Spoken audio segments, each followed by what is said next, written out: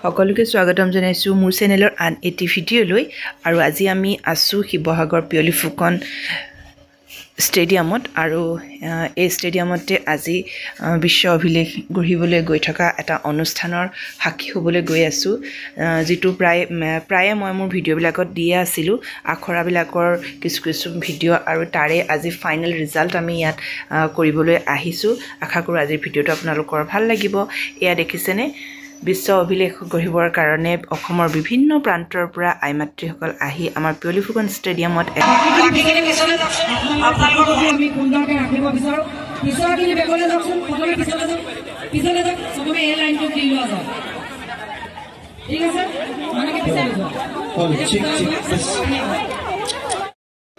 এটা পবিত্ৰ আৰু মহৎ দিনৰ সাক্ষী হৈ ৰল আজিৰ মোৰ এই ভিডিঅ'টো আৰু লগতে আমি সকলো আইমাতৃসকল আৰু আশা কৰো আজিৰ ভিডিঅ'টো আপোনাৰ ভাল লাগিব যদি ভাল লাগে এটা লাইক কৰিব শ্বেয়াৰ কৰিব কমেন্ট কৰিব আৰু সাবস্ক্ৰাইব কৰিবলৈ কিন্তু একদম নাপাহৰিব তেন্তে চাই থাকিব ভিডিঅ'টো শেষলৈকে ধন্যবাদ